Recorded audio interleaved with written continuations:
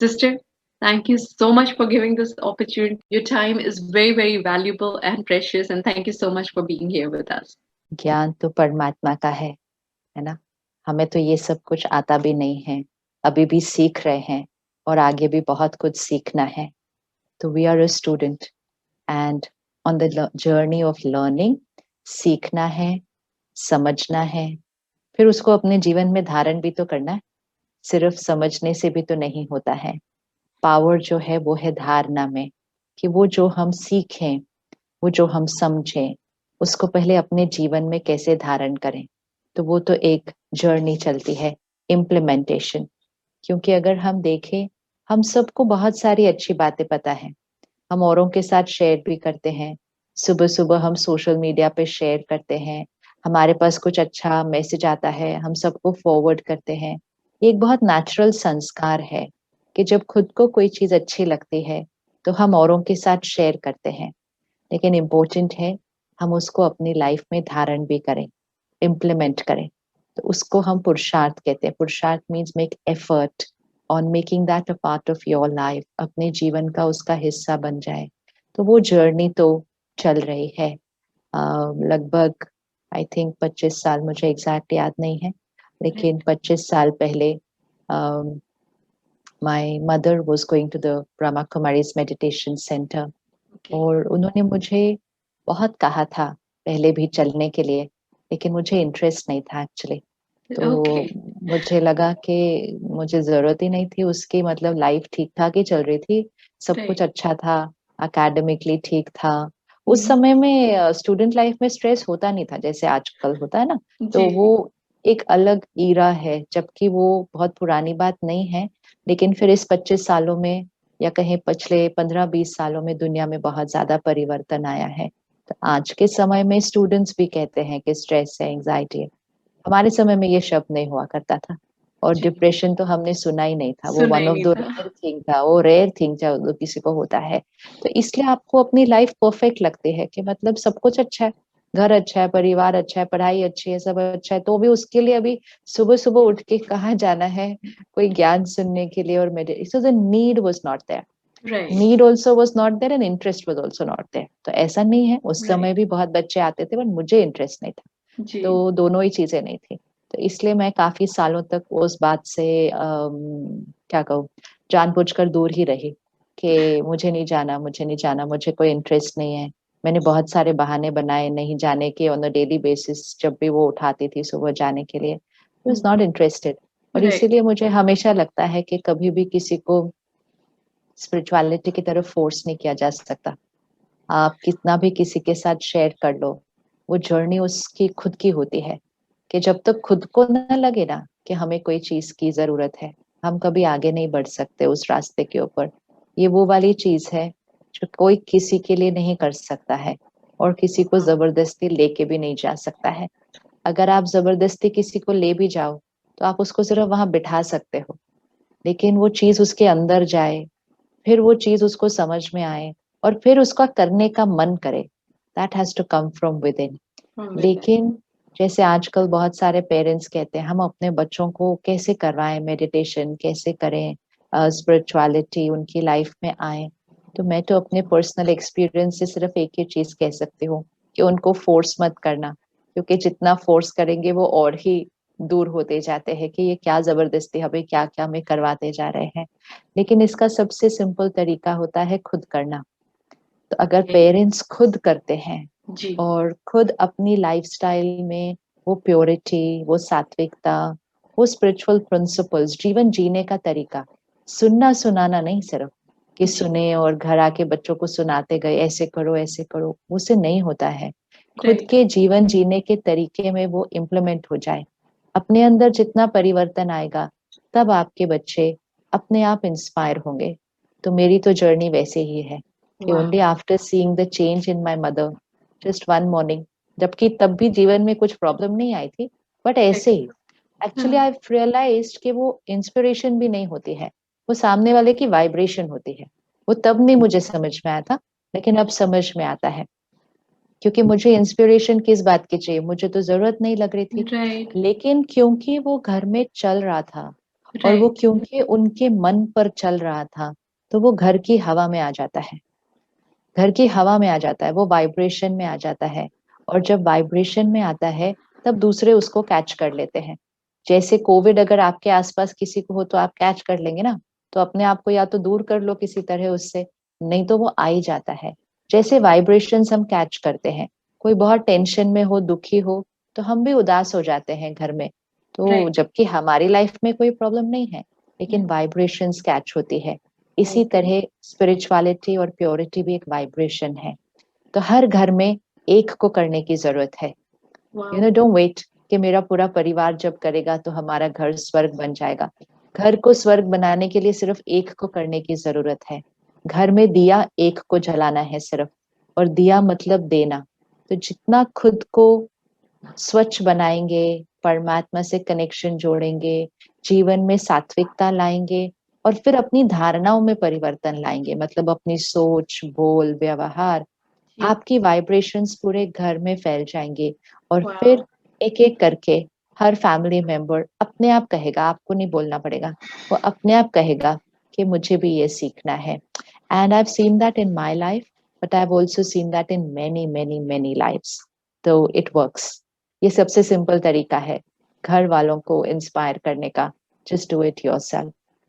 कितनी अच्छी और कितनी गहरी बात आपने बताई है सिस्टर कि वाकई अगर कोई चीज आप खुद करना चालू कर दो तो उसको देख के बच्चे भी और आई थिंक आजकल तो बड़े भी देखते हैं वो यस। चेंजेस तो अपने आप ही ग्रास्प कर लेते हैं।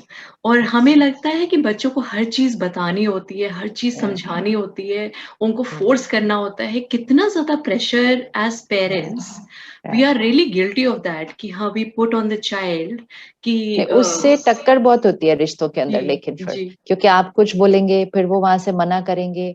आपका राइट। इंटेंशन बहुत अच्छा है बच्चे के लिए, फिर आप फिर बोलेंगे, फिर वो और नाराज हो जाएगा, फिर वो बोलेगा स्टॉप नैगिंग मी, फिर वो अपने कमरे में राइट। चला जाएगा। तो यही होता है। स्पिरिचुअलिटी से तो रिश्ते मतलब स्वीटर होने चाहिए, हारमोनियस होने चाहिए। जी। या कोई भी चीज के लिए, इवन राइट। अगर आप फैमिली में किसी को फिजिकल एक्सरसाइज करने के लिए इंस्पायर करना चाहते हैं, हाँ जी। बार बार बोलने से नहीं होता है कोई।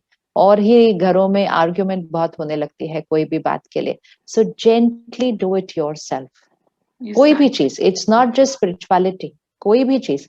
जैसे सपोज घर में एक जना वेजिटेरियन बने, तो और उसको अच्छा लगे, उसको बेटर फील हो, तो उसका मन करता है, क्योंकि इट्स ह्यूमन नेचर। अगर मुझे किसी चीज से बेनिफिट हुआ है, तो ऑटोमेटिकली मेरा मन करेगा कि दूसरा भी ये करे। और दूसरा सबसे पहले फैमिली मेंबर ही होगी ना, कि हम चाहेंगे ओ जो मेरे को बेनिफिट मिला इनको भी मिले। तो वो नेचर सही है, इंटेंशन भी अच्छा है, लेकिन मेथड भी सही होने की जरूरत होती है, नहीं तो फिर लोग और ही दूर हो जाते हैं। आई थिंक हम लोग इसी में कहीं गलत रास्ते पे चले जाते हैं Yeah, कि हम जो है उनके ऊपर इन्फोर्स करने के लिए ना yeah, चीज वो करते हैं। अच्छा right. बहन, व्हेन डू यू से कि हम लोग जो ये बात कर रहे हैं इंडिपेंडेंस की, वैसे तो आज इंडिपेंडेंस डे है यहाँ पर, तो बहुत धूमधाम से मनाया जाता है। और बहुत अमेरिकन्स एक्साइटेड रहते हैं, हमारे सारे लिसनर्स भी काफी एक्साइटेड हो गए और उनकी छुट्टी भी होती है।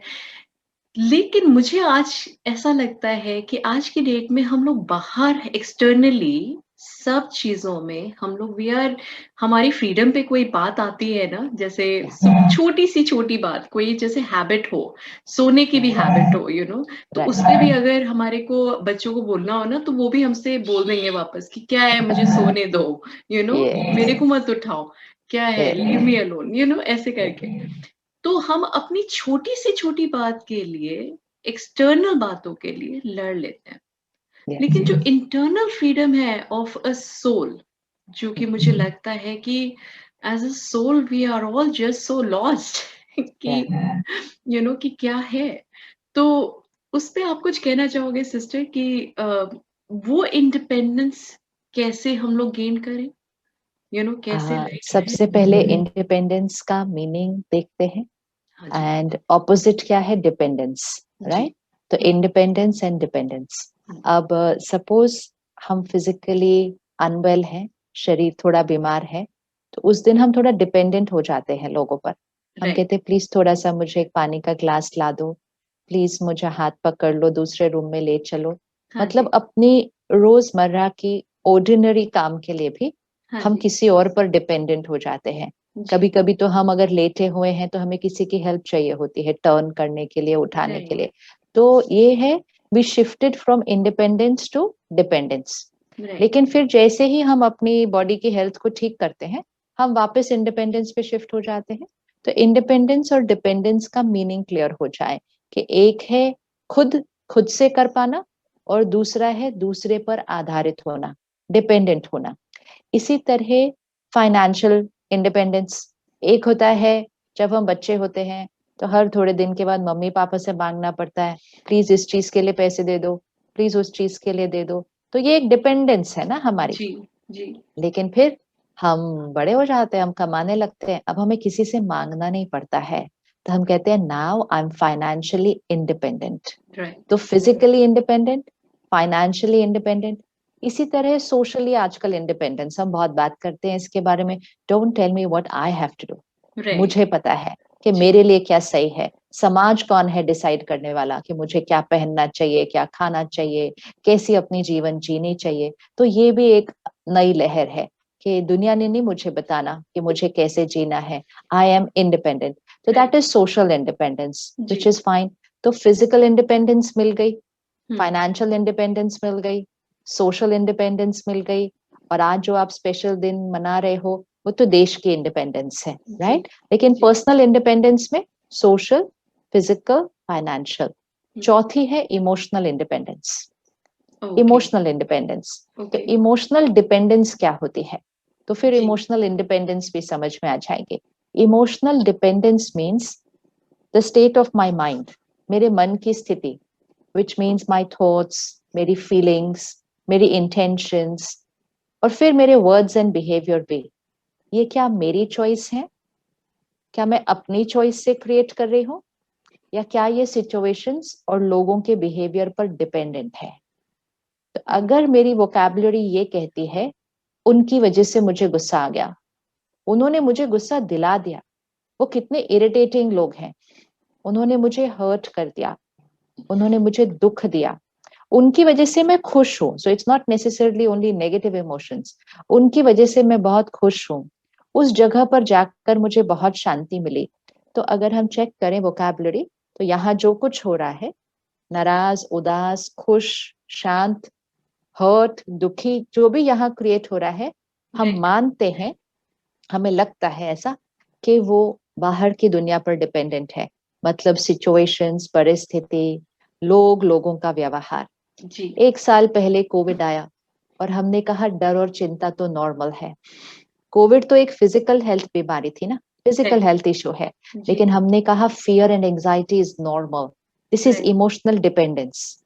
हुँ, ये सारी चीजें इमोशनल डिपेंडेंस है, जहां हम कह रहे हैं यहाँ जो कुछ चलता है हुँ, वो बाहर की दुनिया पर डिपेंडेंट है।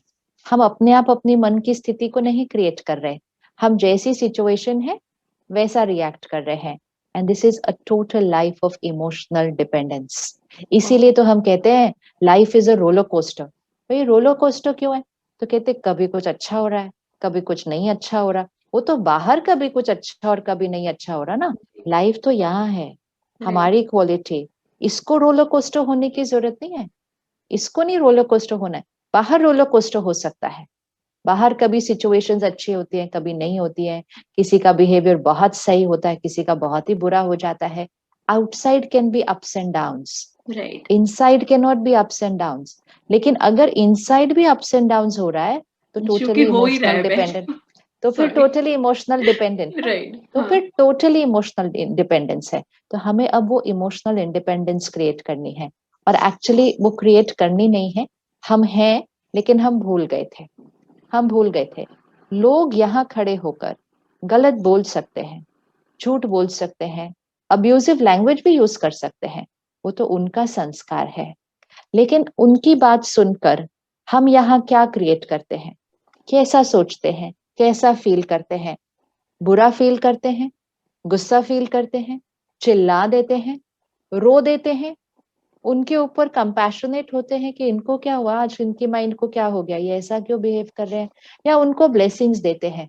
ये बहुत सारे ऑप्शंस हमारे पास हैं। राइट, हम ये नहीं कह सकते उन्होंने ऐसा किया तो मुझे बुरा तो फील होना ही था। That is emotional dependence. Right, emotional independence is उन्होंने ऐसा किया, मैंने हर्ट क्रिएट किया और मेरे पास चॉइस है कि जी, मैं हर्ट नहीं, कंपैशन क्रिएट करूं। सिचुएशन मुश्किल थी, मैंने स्ट्रेस क्रिएट किया, मेरे पास चॉइस है काम एंड स्टेबल रहने की।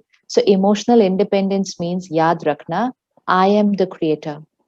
I am the creator of every thought, feeling, word, and behavior. Don't blame the world for how you are feeling. I am the creator, first point. And दूसरा, अच्छी वाली create कर लो, उसमें हम ही हेल्दी रहेंगे, emotionally healthy रहेंगे। तो emotional independence बहुत ज्यादा जरूरी है एक्सपेरिमेंट और प्रैक्टिस करने की। और जी, जैसे वो हम करेंगे, बाहर रोलर कोस्टर होते रह सकते हैं, लेकिन अंदर आप हमेशा शांत, स्थिर, खुश रह सकते हैं, क्योंकि वो चॉइस हमारी है। ओके।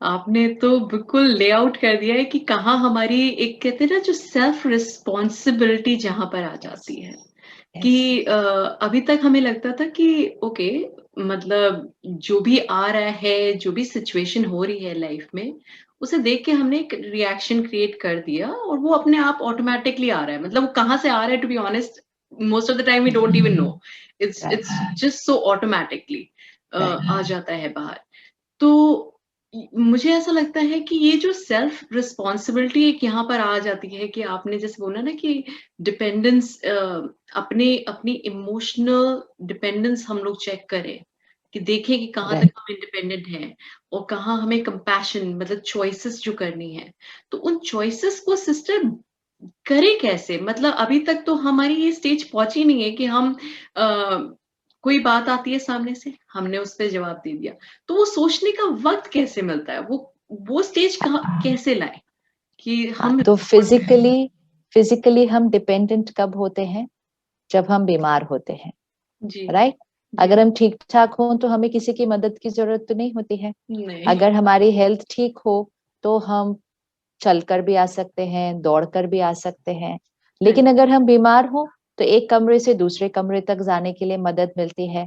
तो हमें हम्म पता होता है ना कि ये मेरी रियलिटी नहीं है। मोस्ट राइट इम्पोर्टेंट है अपनी रियलिटी पता होनी चाहिए। तो राइट अगर हम ये हेल्प चाहिए किसी और की, हमें पता तो होता है ना ये मेरी रियलिटी नहीं है, मैं हाँ थोड़ा सा बीमार हूँ, जी फाइन।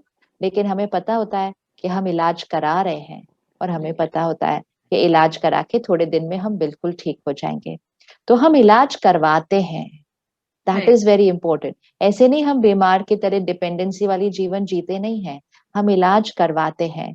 और फिर इलाज करवा के हम धीरे धीरे उनका हाथ छोड़ते हैं, धीरे धीरे हम अपना काम खुद करते हैं।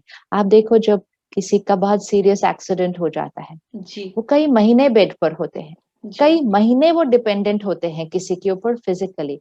लेकिन राइट फिर one step at A time, one step at A time, एक एक कदम धीरे धीरे अपना लेकर, पहले कोई वॉकर के साथ चलेगा, फिर स्टिक के साथ चलेगा, फिर धीरे धीरे वो स्टिक को छोड़ेगा। इट्स अ जर्नी ना, journey from totally dependent to becoming totally independent.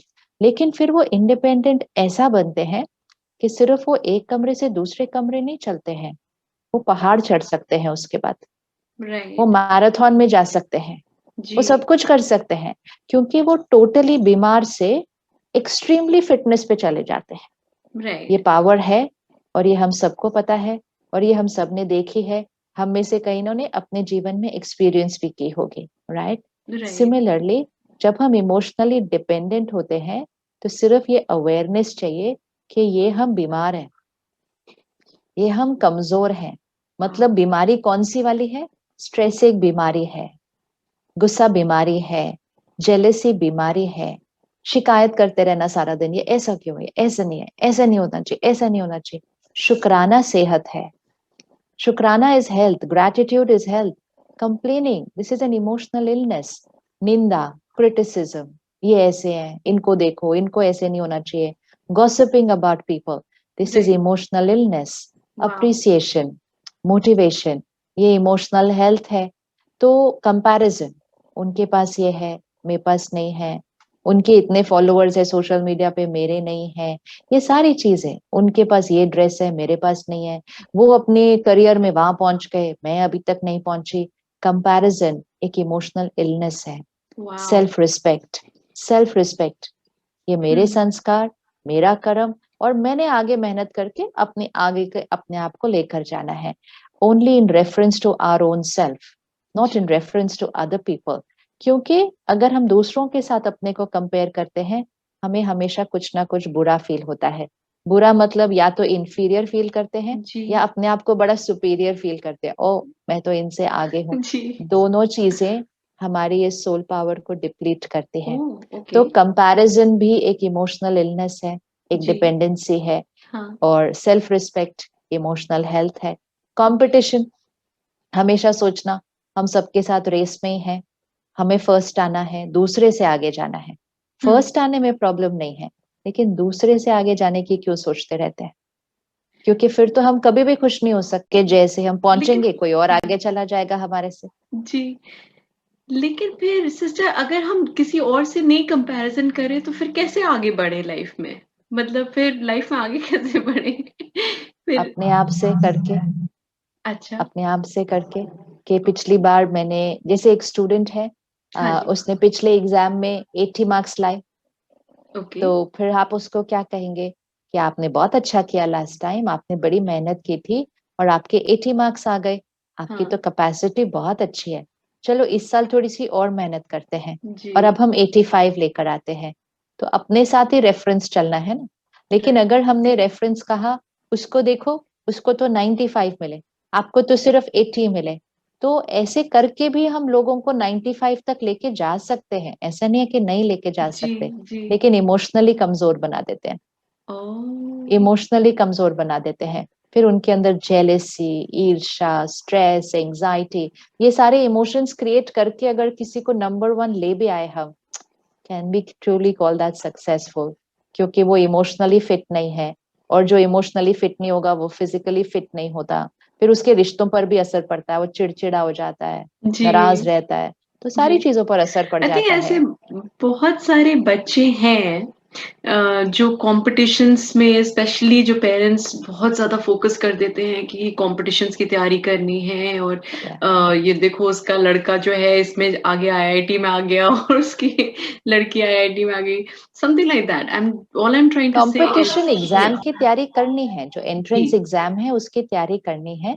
लेकिन तैयारी कीजिए रेफरेंस टू योरसेल्फ, ओके, कि आपकी कितनी, इसलिए नहीं तो देखो फिर बच्चों पर बहुत प्रेशर आ जाता है, या प्रेशर आ जाए तो प्रेशर बिल्ड करके तो तैयारी थोड़ी कम ही होगी, बढ़ तो नहीं सकती होगी। कि if I am under stress, मेरी कैपेसिटी थोड़ी सी घटेगी ही, और अगर कैपेसिटी नहीं भी घटी, इनर पावर तो घटेगी ना, सिस्टर इनर लेकिन पावर तो हमेशा घटेगी। से ये बोलते हैं कि अगर हमने नहीं बोला इनको तो और कौन बोलेंगे? नहीं तो अ, बोलिए ना, हाँ रोज जी, बोलिए, दिन जी, में कई बार बोलिए, हाँ। लेकिन अप्रिशिएट करके, इंस्पायर करके आगे बढ़ाइए। ओह! ओके। तो वो रोज एक बोलना चेंज हो चाहिए, जाएगा। आपकी तो लव एंड पावर सारा काम करेगी, लेकिन उनको पावर दीजिए, उनको डिप्लीट मत कीजिए, बाय सेइंग उसके देखिए आए, पिछले साल का कट ऑफ इतना ही था, आपका अगर नहीं हुआ तो आप करेंगे क्या, और तो कहीं आपको जाना नहीं है, आपको चाहिए। सो बार बार वो सब बोल के, there is too much of pressure.